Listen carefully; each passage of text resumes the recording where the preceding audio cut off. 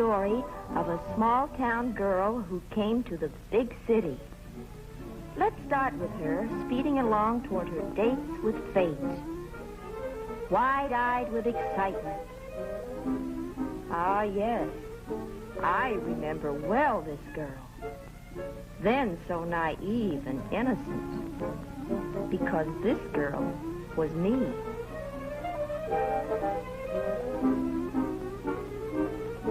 Little did I suspect that bright day the startling adventures just waiting to happen to me in the city ahead. If I had known then all that was to happen to me, I might have turned the car about and raced away from this place twice as fast as I was speeding toward it.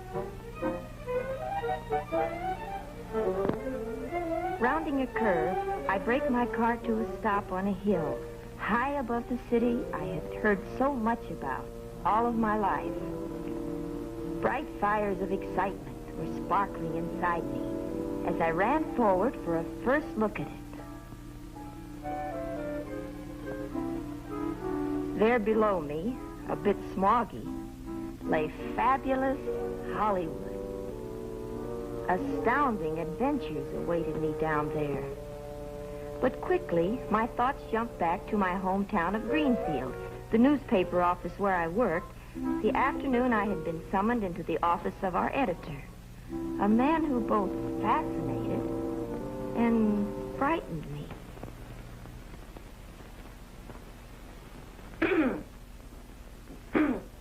Mr. Hanson? Yes? You sent for me? Oh, yes, I did, Miss Sloan. I wanted to have a little talk with you. Very confidential. You see, for some time now, I've been thinking about you. Why, what would you be thinking about me? You'd be surprised. Oh. Why, Miss Sloan, you're not afraid of me, are you?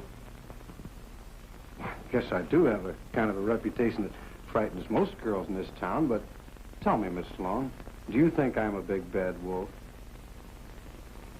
Miss Sloan, as I was saying, I've been thinking about you, and do you know what people in Hollywood do? I mean, do you know what actually goes on out there? Well, no, you don't know, Miss Sloan, because everything you read or hear about the movie city contradicts everything else you read or hear about it. Like this, for instance, today's paper. It's here on page 1. There. Hollywood investigator claims belly dancers perform nearly naked in swank strip spot. Or this juicy item. Screen star spits in critic's eye, scores bullseye.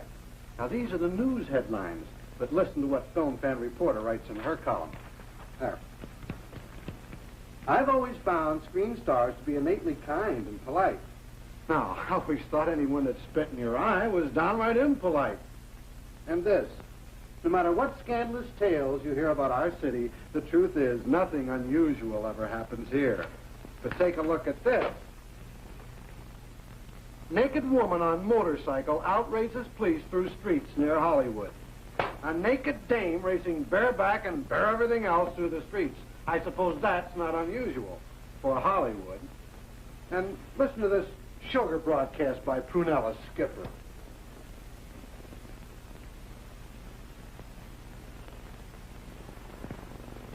The movie actress, Donna Sterling, is just the sweetest girl I know. All her troubles have been due to her being just too generous to people, especially men. She just can't say no to anyone. Especially men. The poor, misunderstood child is rushing to the arms of her only true love in Las Vegas, just as soon as she gets a divorce from her 5th husband in Reno. See what I mean?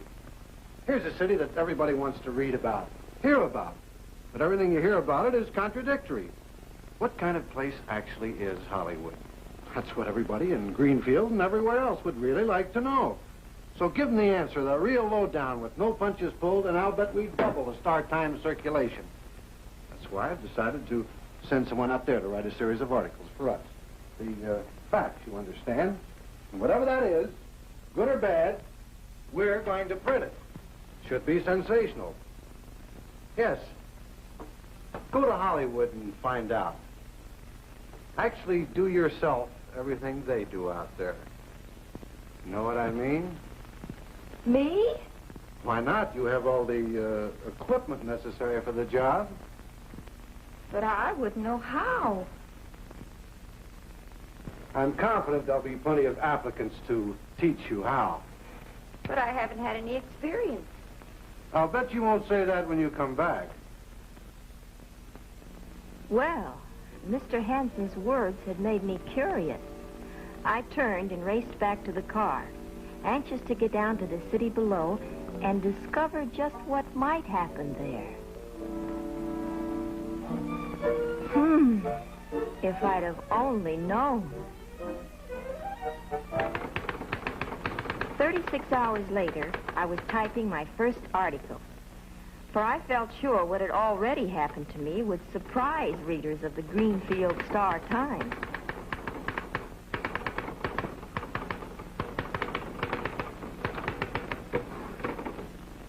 I headed it, My First Day in the Land of Make-Believe.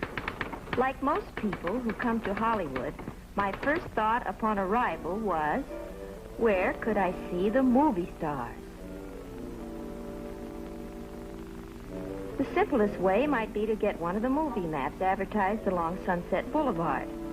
From a quaint old character, I purchased one, guaranteed to list the home addresses of 300 movie celebrities. And so, I set out to see the stars. You think all these glamour boys and girls live on vast estates? Ha!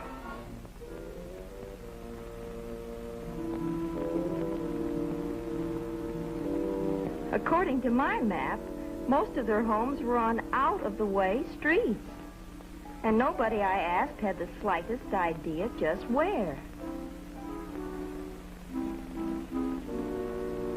The houses listed were hardly the type I had anticipated.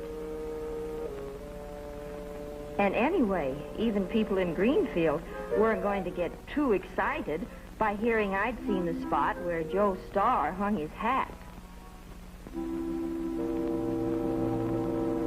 But I decided, then and there, whatever I had to do to thrill my readers, I would do.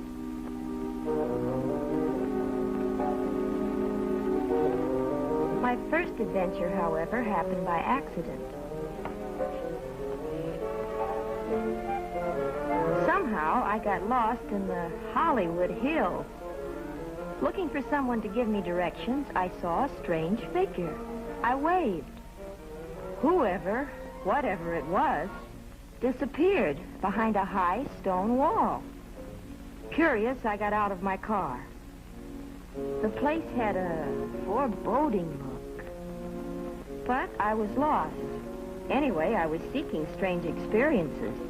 This looked like a place where you would certainly find them.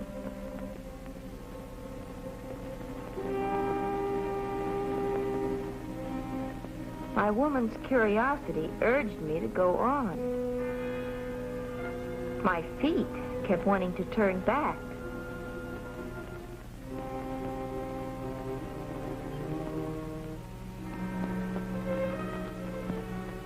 Somehow the place was weird.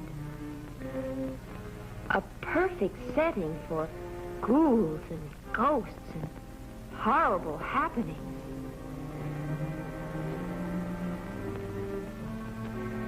And I had a strong premonition that something awful was about to happen to me. Wherever I looked, I could find no one. But I could feel hidden eyes fastened on my every movement.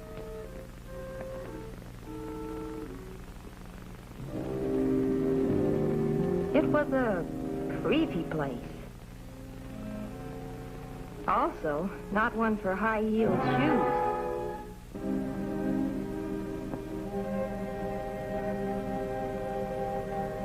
I tried to act calmly, but inside, my nerves were whipping up a small-sized panic. Suddenly, something jumped up in the bushes behind me. I screamed. Now I was frightened. It seemed I had stumbled into the ruins of an old castle, a haunted castle. I ran until I lost my breath, and then I saw a thing. Where was the gate?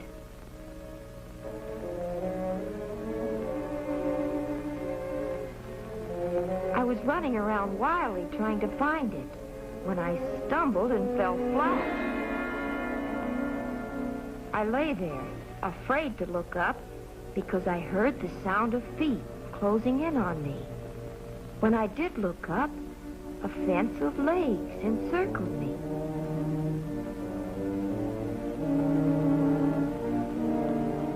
And the tallest man I had ever seen towered over me. The man motioned for me to get up.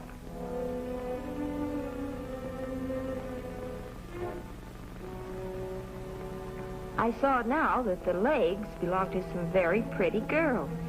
Even the hideous head that had scared me was only a mask for a beautiful girl.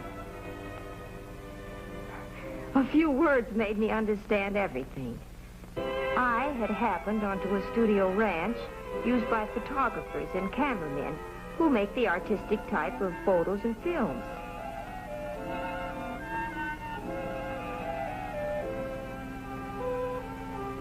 These girls were a group of models who posed for them. They had hidden at my approach because onlookers were usually a nuisance.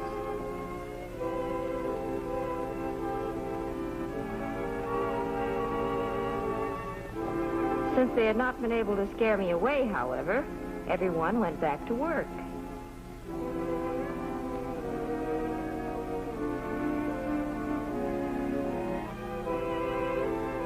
There were several groups of professional photographers around. But, as one of the models pointed out, some of the photographers used the picture-making gag just as an excuse to get acquainted with and ogle girls.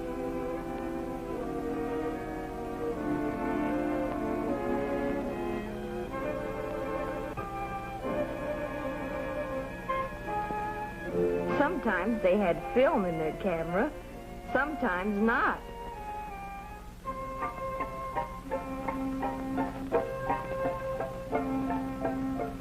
Later, promising to stay out of camera range, I wandered about, looking at different groups at work.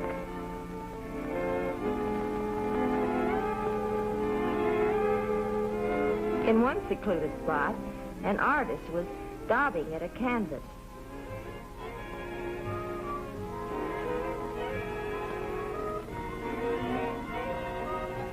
After a while, the artist had an idea. And his idea, he should paint less of the model's costume and more of the model.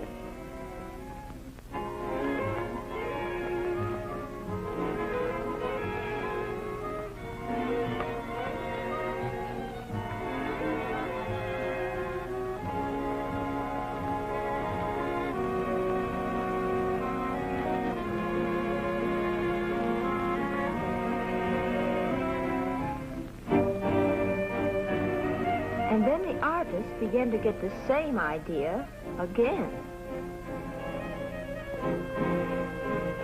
He should paint less of the model's costume and even more of her.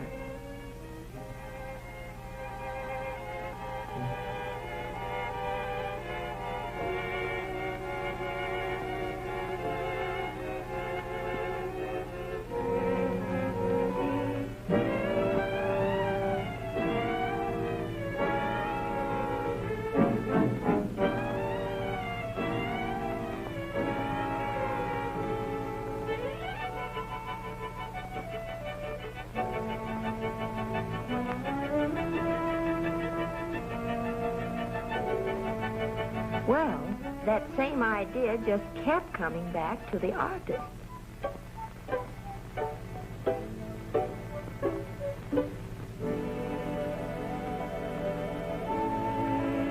But at last the model said, "Wait a minute. Just what kind of a painting is this masterpiece of yours?" And then she saw what she had been posing for. Well, this artist would either have to improve his art or find a model with less temper.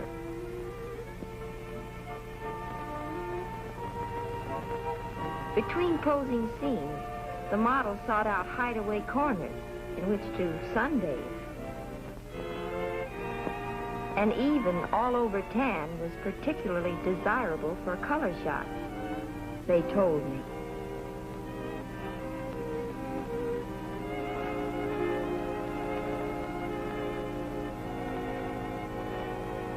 I made notes of what I saw, but the startling beauty of one flame-haired model had me fumbling for adjectives.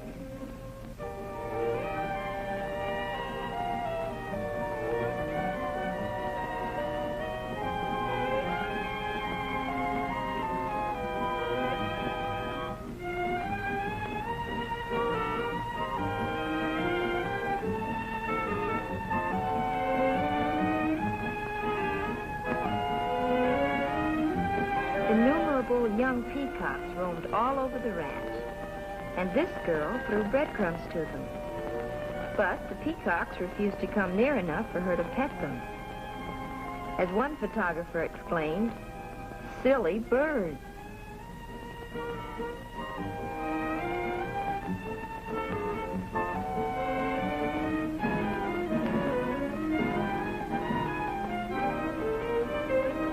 This model, I learned later, was Linnell, top favorite among the lensmen who do covers for magazines.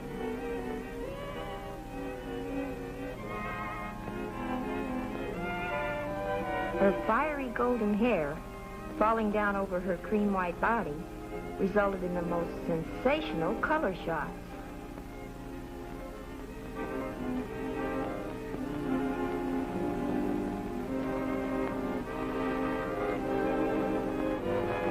Rays of the sun were beaming down now, and when I saw one of the girls doing a scene for a movie,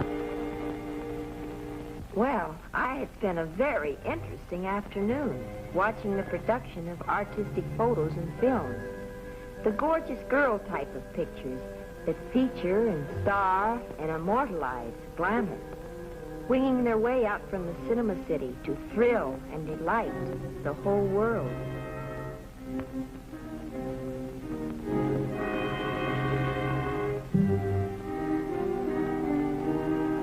As I was leaving, the tall photographer handed me his card.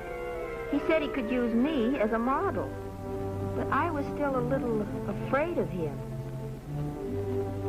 The third day I was in Hollywood, I received an envelope marked "Very Personal." The letter inside invited me to some very special entertainment, to a show you could see only in Paris or at this French Follies Theater. To ensure admittance, I took the letter and $2 and found on arrival the show had already started.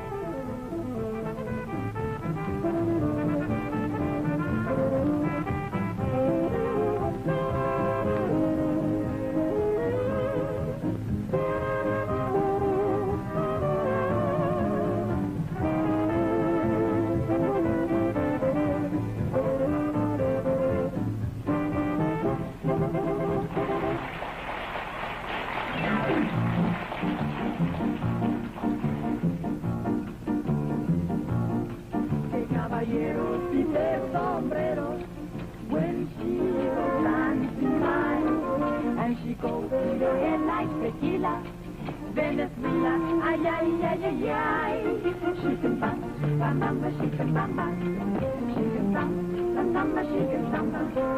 She's a sweet chiquita, you would know to be the señorita Maracas con Caracas. Mi lindita Margarita, tan bonita muñequita, saca tus maracas y nos vamos pa' Caracas. ¿Con Caracas? Sí. I think.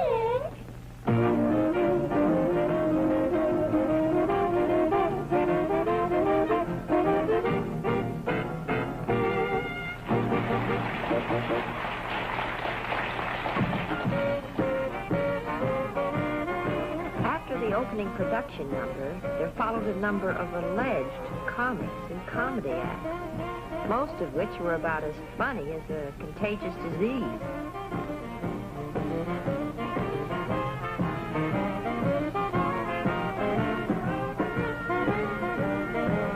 And then, several dancers. This was dancing.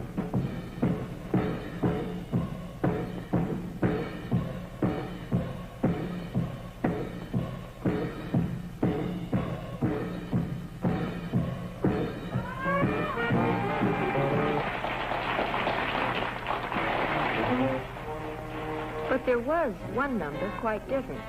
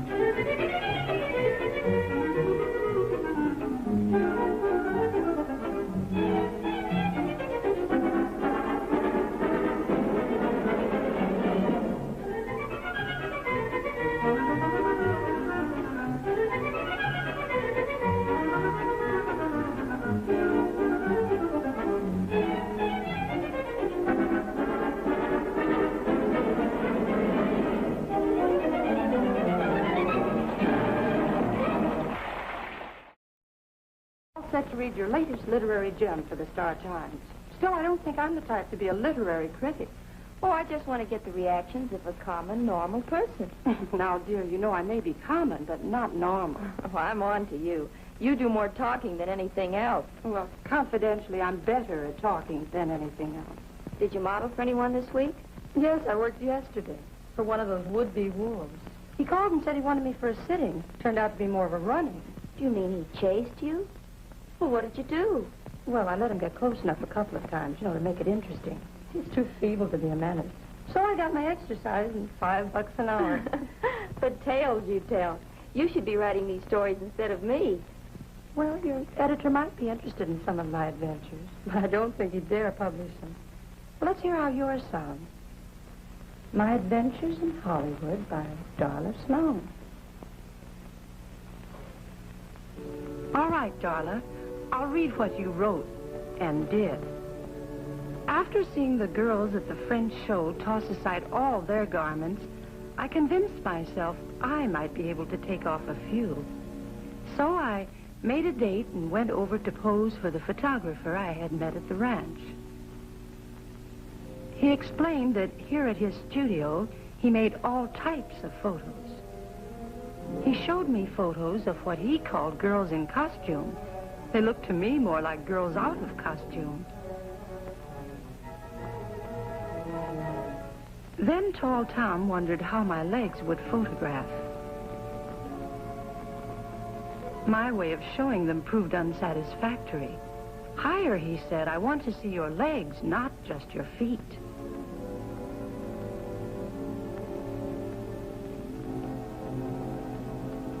To change into a costume, he sent me behind a small screen.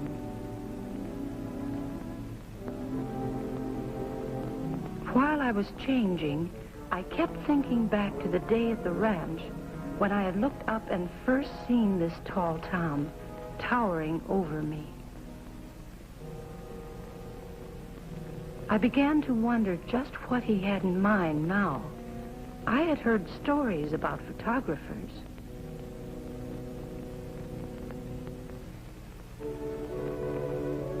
There was something sinister about this fellow. We two were here in his studio, alone.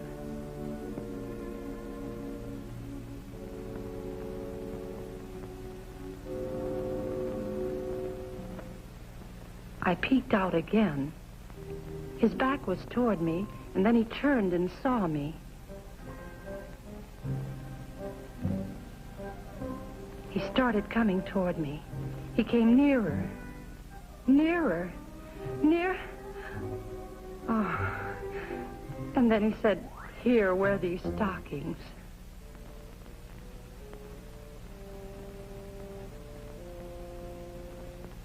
My behavior must have been as strange to him as his actions were to me. The outfit for the first photos actually wasn't too brief, but for some reason, I felt as if I were trying to hide behind 3 postage stamps.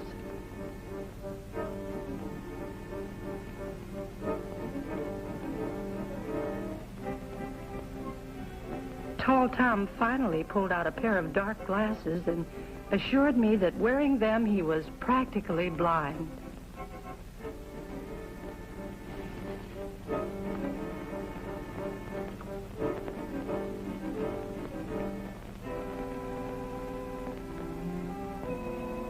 After getting me into a pose, he wanted me to smile. I looked about as pleasant as if I were making a date with the dentist.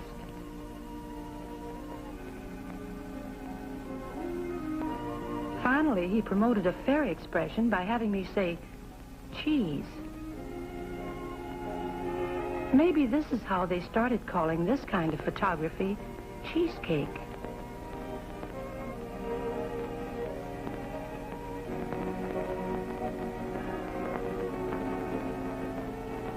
When he said he wanted an Indian pose, I had one idea, but his was entirely different. Well, if Minnehaha ever posed this way, it must have been when she was loaded with fire water.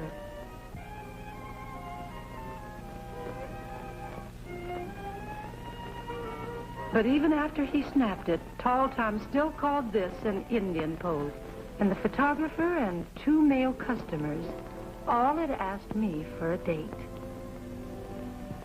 Well, after reading this, I'd say that when you went back to Greenfield, all the women will hate you, but all the men will want to date you.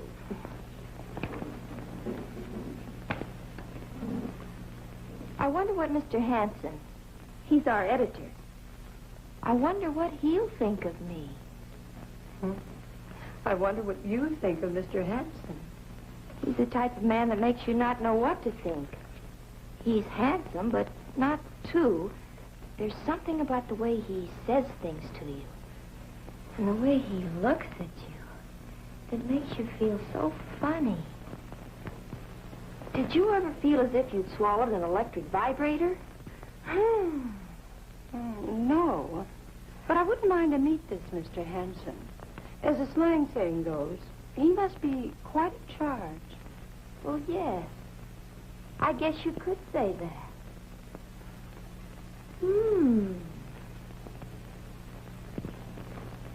Hey, who's the lassie with the cute chancy? Use this in a 4-column spread over Darla Sloane's article. Here.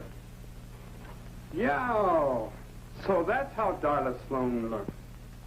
No wonder so many interesting things happen for her to write about. Yes, I guess she's getting plenty of experience. I read all her articles. You know, here in Greenfield, you gotta get your excitement secondhand. Believe me, boss, if what she writes actually happened, in Hollywood, she's good. She was good here, too. I wonder what she'll do next. I wonder. Well, Mr. Hanson might have been surprised to know I was thinking of answering a Lonely Heart ad. Not the one who wanted a perfect mate. And I couldn't help the handsome man who needed a wealthy wife. But Mr. Sophisticate, who wanted to show some girl a wonderful evening. He might be just the escort to show me around some unusual night spots.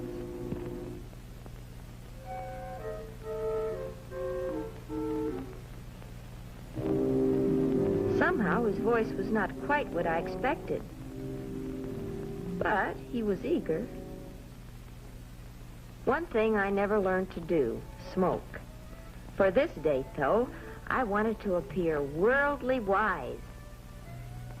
But as usual, one drag and I felt as if I were drowning. Oh, well, I would just have to act as if I'd been around. The bell buzzed. I primped myself, went to the door, opened it,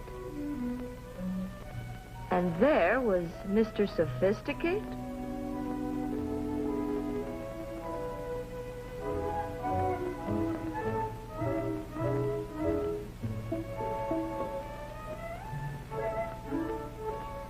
With a snoot full of water, I asked this character if he wanted me to take his hat. So,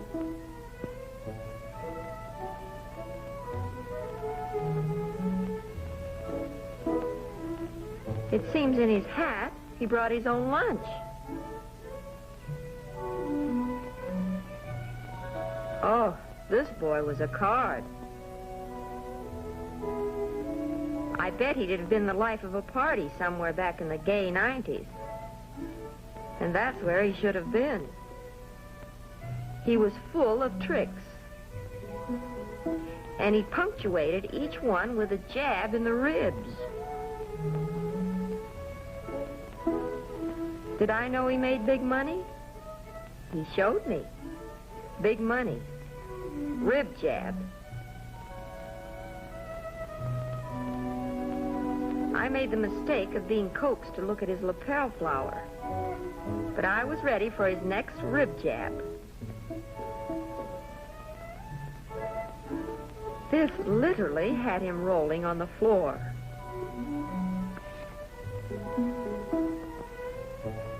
Next, had I ever seen the Three Stooges? You know, one butted the other with his head, the second kicked the first in the pants. Foolishly, I asked what the third did. Mr. Sophisticate showed me.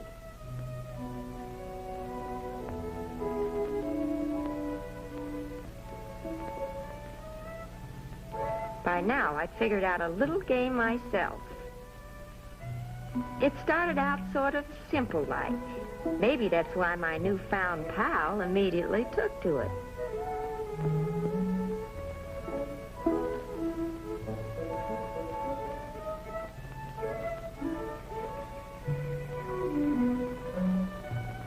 But as my game progressed, it became a little more complicated.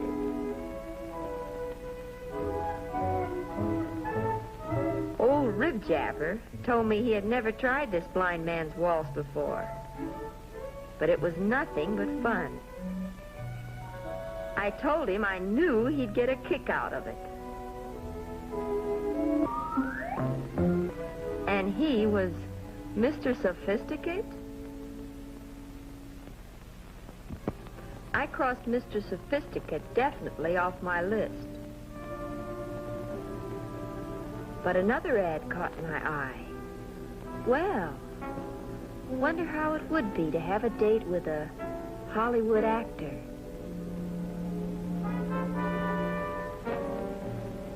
The next evening, though, when the buzzer sounded, I had almost decided not to answer it.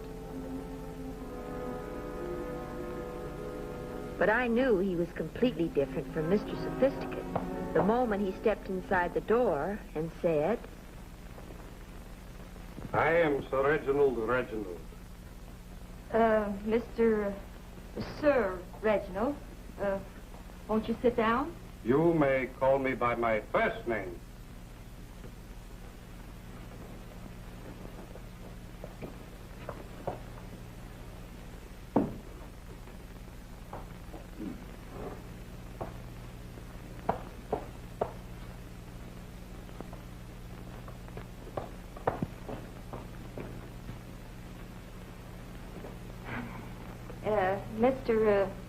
Sir Reginald, your advertisement states that you're in the theatrical profession. Yes. I'm a thespian, an actor, you understand, from the theater, legitimate theater. You should have seen me in Shakespeare. To be or not to be, that is the question. Whether it is nobler in the mind... But now you're in pictures. Yes. All day I've been performing in some shallow drama. Oh, a Western. What part did you play? The line was, they went that way. There's 5 different characters in 5 different makeups. I said, oh, they went that way. I think they went that way. Oh, I don't want to know, but, I think they went that way. I don't know, but they went that way, I think. The one of me voice is losing its resonance. You don't happen to have something to drink, have you? Would you like a drink of water? My dear, I want to drink, not bathe. A previous tenant had generously left behind 2 bottles of wine in the refrigerator. I proudly brought forth one for Sir Reginald. He looked at the label, muttered something about domestic. Maybe it was because the wine wasn't imported. Anyway, that boy had a way of drinking without tasting. Well, I gulped one too.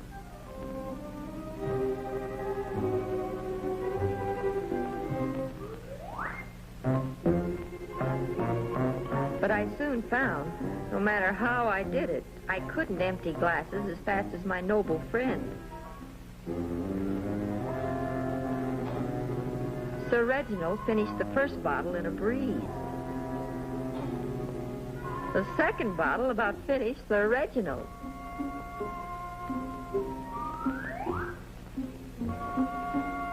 And worst of all, old Demon Rum began to bring forth in Ye Olde Thespian all the different characters he had ever played. And then Jekyll falls to the floor, and he disappears for a second, and then I come up into my amazing scene. Hey! Oh, my dear, if you could see me now.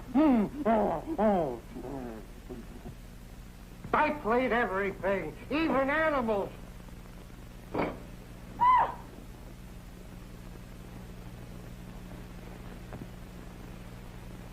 Perhaps you saw me as the Avenger of the Sun's fury. Oh, what a scene. The sort of thing the audiences love. I beat the heroine for 2 reels. What a romantic scene.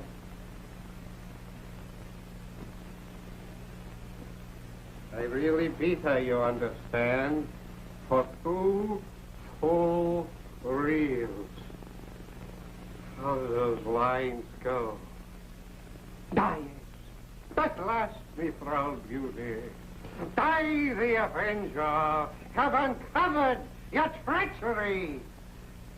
With 100 lashes of the whip, I'll wipe out your disgrace. Yes, she ran from me, but I was after her. And now, in punishment for your perfidiousness, I wasn't in the scene. What's the matter with you? Haven't you eaten today? You foxy wench. This makes me duty more exciting.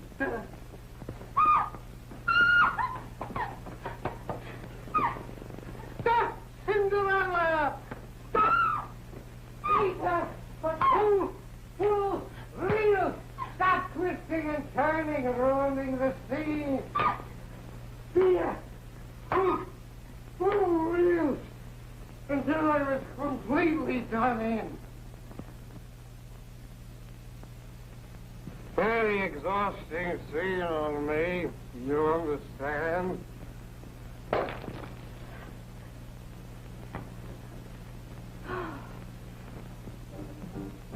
I finally went to a nightclub with a gentleman who advertised himself as safe and sound. Well, anyway, he was safe. His hearing wasn't so good, but when they introduced the exotic dancer, Naomi, you could see Pop's eyesight was still sharp.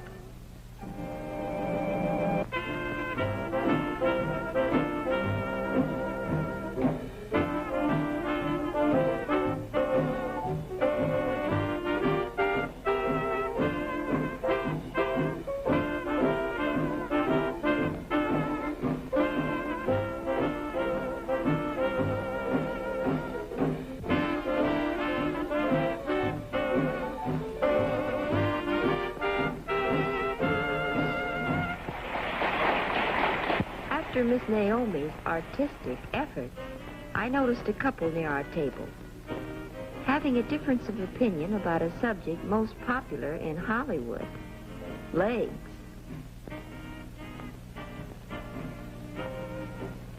They moved away and I forgot them.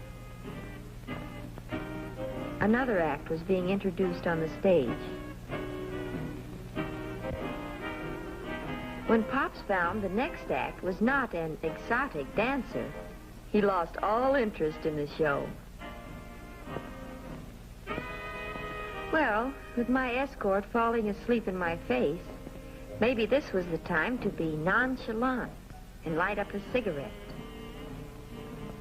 I did. Usual result.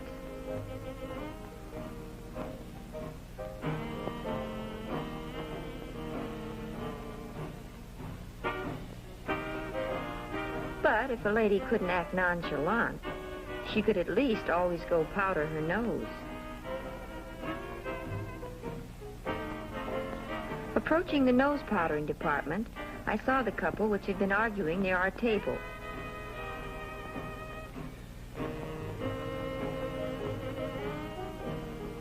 One of them asked me for a cigarette.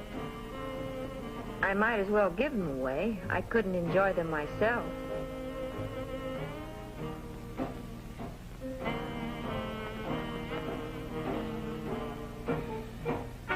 The fellow explained the two of them were arguing about whether his friend, Janae, had better than average legs. To decide the argument, he wanted me to match legs.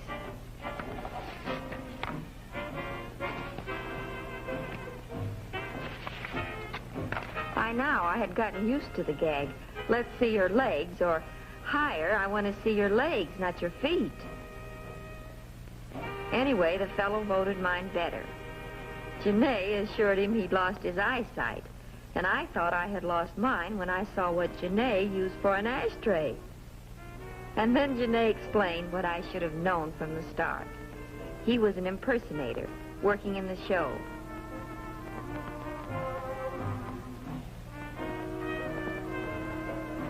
No wonder I choked on my cigarette this time.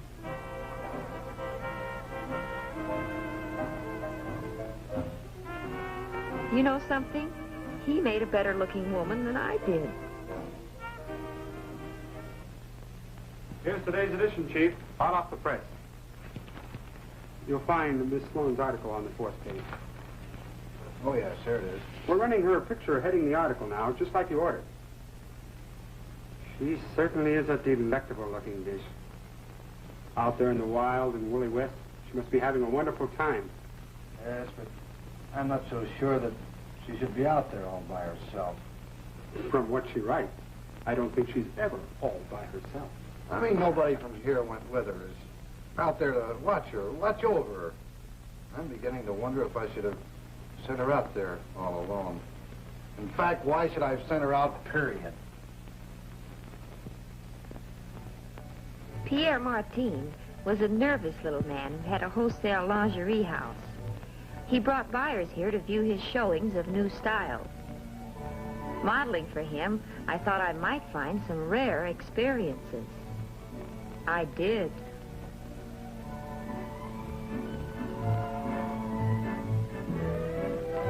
It was nothing unusual for the excitable Pierre to stick 2 cigarettes in the customer's mouth and light both of them.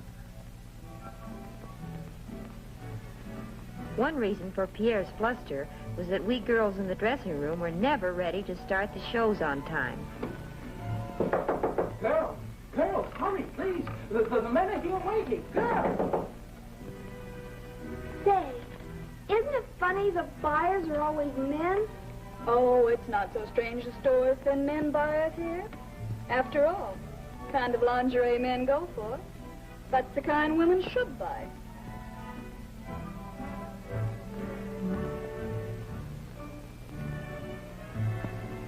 Girls, let's go with the first number. How long will you be? 5 or 4 minutes. No. I wonder what makes him so excitable all the time. Probably working around all this lingerie. Make way, for the body's beautiful. You should have been parading around out there 5 minutes ago. You mean for something so wonderful? They can't wait 5 minutes? The way she's always claiming what a shape she has. You'd think she had my body. You'd better hurry, Jean. You follow me. I've always found that easy. Dreamer. Well, girls, here I go. No matter how impatient the buyers had become, the sight of Francine displaying Pierre's creations always had a soothing effect on them.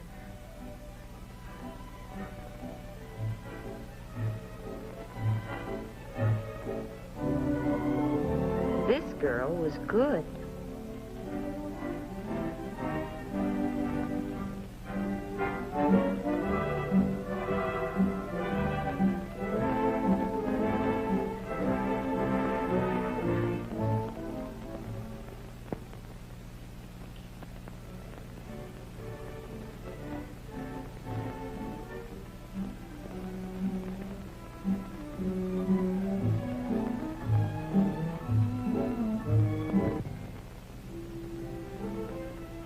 Jean may or may not have been joking about being able to follow Francine in anything. But her appearance in the Sweetheart lingerie set certainly sustained interest in the show.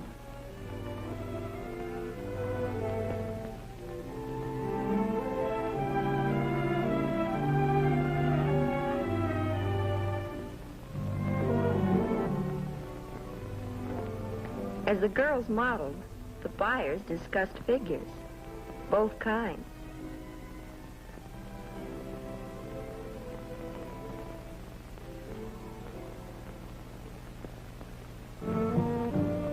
Wanda had an original way of modeling. She just went into a dance routine, upon which the buyer's eyes would usually spin around like pinwheels.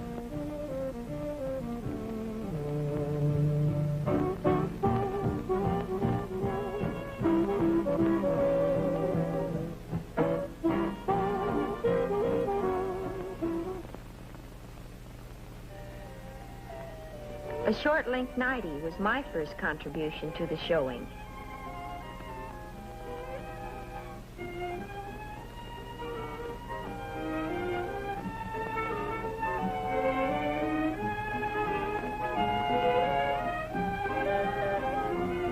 After saying good night, I blew out the candle, and this closed the first half of our little show.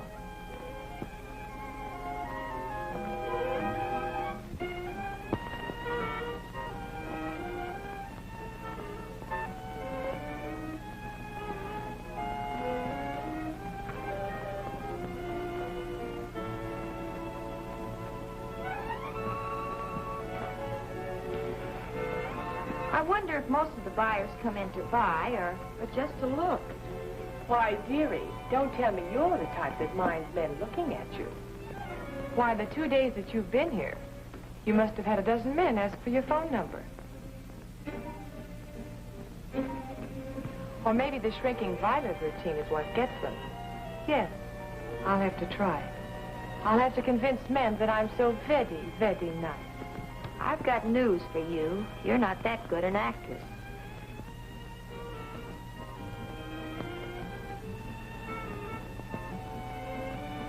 The curtains opened up on Wanda for the second half of our little offering.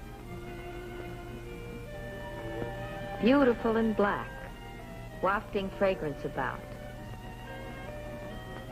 She could dance, too.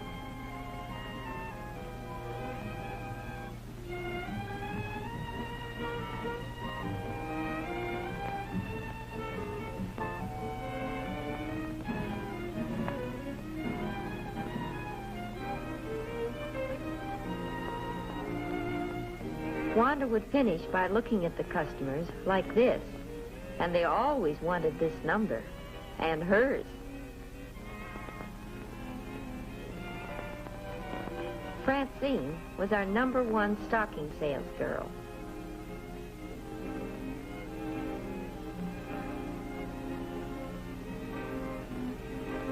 Yes, when Francine modeled hosiery, the buyers quickly saw 2 good reasons why they should buy them.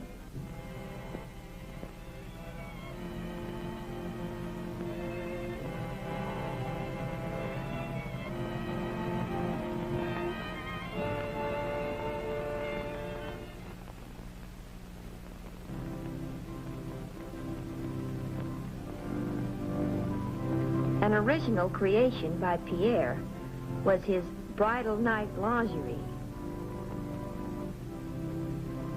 I felt flattered that he chose me to model it.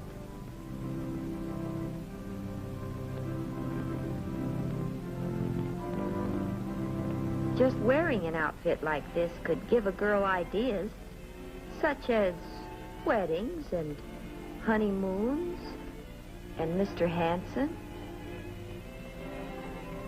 Strange this should make me think of him. Or was it?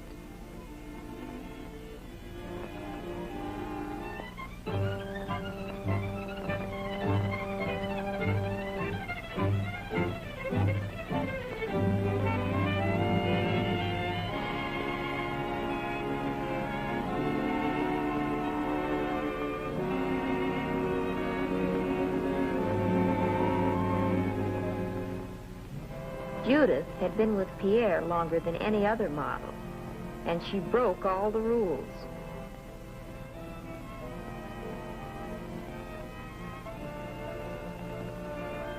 I saw her giving her telephone number to one of the buyers.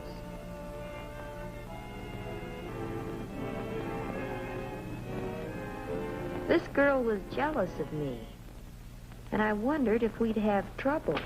And I didn't have to wait long to find out. Pardon? Say, I always wear that outfit. Well, Pierre has my name on it, so evidently you're not wearing it today. Today, too.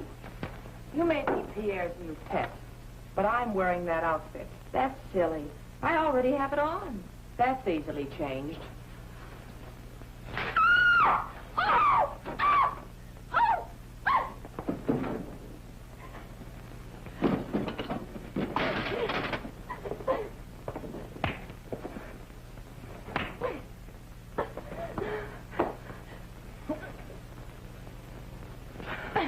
What's happening in there? Stop it, you hear? I'm coming in. Break it up! Don't, girl. Be in a minute. Don't, please. Dad'll be barging in.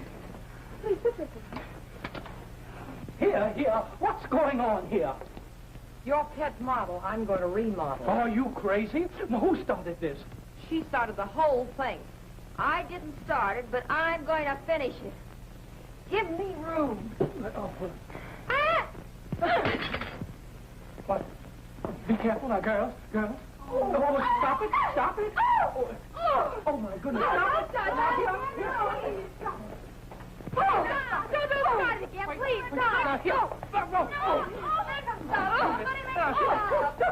Stop it this minute. Here, what's going on here? Stop. What the heck?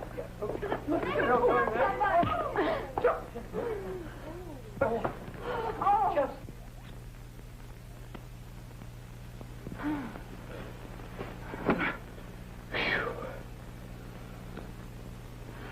Why, Mr. Hanson, what are you doing here? Well, I was worried about you. I came to Hollywood, and I went to your apartment, and they said you were working here. Well, I'm not exactly dressed to give you a formal reception. Still afraid of the big bad wolf, huh? Listen, after what I've seen and done out here, you just think you're a wolf. Watch me. You. Wow, you certainly have learned a few things in Hollywood. And that's only the beginning of what I've learned out here.